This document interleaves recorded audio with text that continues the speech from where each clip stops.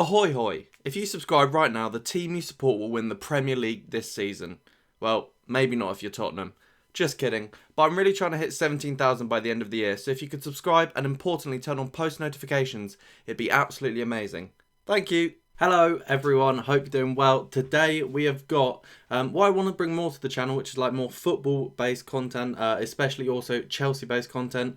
Today's going to be like a match, post-match review of how it happened, what I feel, what things I thought happened well, what things went badly. It's going to be an interesting one. Obviously, we drew 2-2 with Sheffield. So if you enjoy this content and want more of it, make sure you drop a like. And most importantly, comment down below what your thoughts on the match were, what your thoughts on what my opinions are, and your opinions yourselves. I'd be interested to know. But yeah, I'd be interested to do match reviews throughout the season, not only on Chelsea matches, but also other Premier League teams. Just if there's any interesting games or anything, I'd really like to just post my thoughts on it, as that's what I enjoy doing. And talking about football is just bloody great for me. Anyway, so I've just come back from the match. I was at Stamford Bridge for the Chelsea-Sheffield match, and obviously it finished 2-2, and it was very much a game of two halves. First half brilliant, second half awful. Honestly, that is how I can simply explain it to you. So we're going to first of all just go through the game, how it happened. We're going to talk about the first half and we're going to talk about the second half. So obviously, first half, Tammy Abraham scores 2 great goals. Now they're very good striker goals, striker instinct. And Tammy Abraham has scored 4 goals in 2 games, 2 at Norwich and 2 in this game. For a striker, a Chelsea striker with the number 9 on his back, that's pretty rare. So hopefully he's doing well in breaking that curse. Both goals had an element of luck to them, especially that Jorginho goal. He did the Jorginho assist. It wasn't really technically assist, but he did like hit it up there nicely.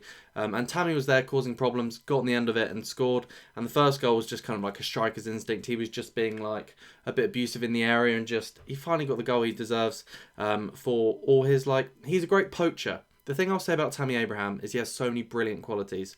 He's a presence. He is tall. He's fast as well. And he's got great feet for a tall, lanky player. He's a person with presence that we've been missing since the days of Costa and Drogba.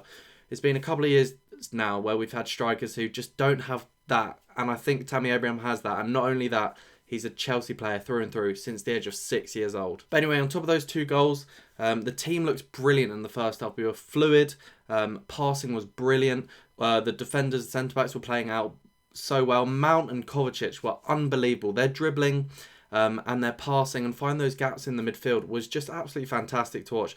Kovacic especially has a unbelievable mention since the new season has started. Last season, he was a bit in autopilot, played some good games. This season, his dribbling is sensational.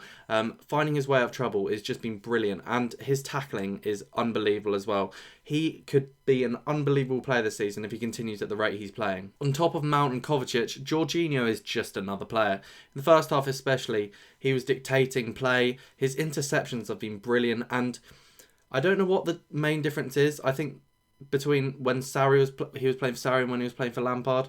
But in my opinion, that left midfielder, so Kovacic today and Kante previously, they come back and help him out more. So he doesn't have to do that full defensive mid job on his own like he was doing for Sarri. So I think the fact he's got more support in the midfield and he's just more confident as this player who's kind of dictating. And also he's one of the oldest players in the squad. So I think he likes that role of being a leader and kind of just playing that quarterback role with the vision of what's going to go on in his head. But yeah, I thought our midfield was brilliant today and they obviously helped in setting up the goals. Barkley is a player who hasn't actually started the Premier League season too well. He was brilliant pre-season. Premier League season, he's just getting a bit lost. He's obviously technically very gifted, but I'll be interested to see in the next couple of matches, A, if he starts, and B, whether his form continues to plateau a bit or it improves, hopefully. What's interesting is our defence is actually brilliant going forward. We've got great distribution and in our centre-backs, and Emerson is playing unbelievable. I think he's statistically one of the best left-backs in the league at this moment in time. The issue is a certain Aspilicueta, but we will talk about him later when we're talking about the second half. I was so buzzing after the first half that I tweeted this. Finally, after many years, I'm extremely excited about everything to do with Chelsea. Ecstatic to go to every game. I even get excited to see the team sheet every week. Super Frankie Lampard. hashtag CFC. Now, if you want loads of my football opinions and things like that, make sure you follow me on Twitter. My link is down below in the description. It's just same as my channel, OzNozHD. Go follow me there for Chelsea news and just my opinions on everything, really. But yeah, you can see by that tweet, I was bloody excited at half-time. Little did I know that it was going to go very wrong in the second. Under Sarri, we had an issue where in the second half, in the first 5 minutes of the second half, or the second half as a whole, we just turned off and we forgot how to play football. And turns out that wasn't a Sarri issue, that's just a Chelsea issue. Because lo and behold, in like the 46th or 7th minute, straight after half-time, maybe in the 45th minute to be fair, Sheffield United scored. And it was a goal that was, once again, Cesar Azpilicueta's fault. I mean, he just got, I believe he got nutmegged, ball went in and they scored.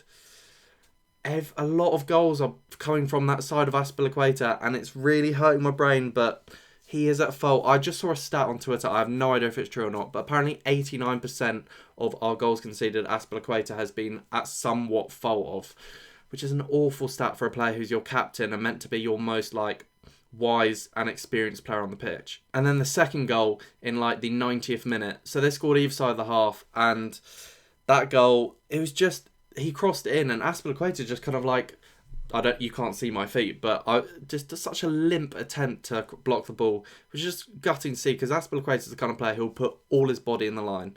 Now, I love the guy so much. I love Azpilicueta. I think he's a great captain. He's brilliant at talking to our youth players. It's just fantastic all round. But it's time that we slowly shift him out and bring someone like Reece James in. When Reece James is back fit, he needs to be starting, because Azpilicueta sadly doesn't have the legs anymore to play in that kind of position in the Premier League. You have to have pace, or you're going to struggle, especially in Lampard's kind of team where the fullbacks are getting up and down so frequently. It hurts me to say, but Azpilicueta, he's let us down today.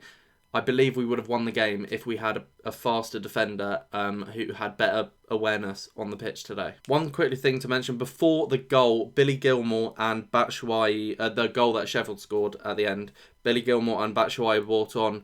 I was honestly so proud and so happy when Billy Gilmour came on. Honestly, it's just so great to see all these fantastic youth players playing. Like our front three today and against Norwich, they're all younger than me.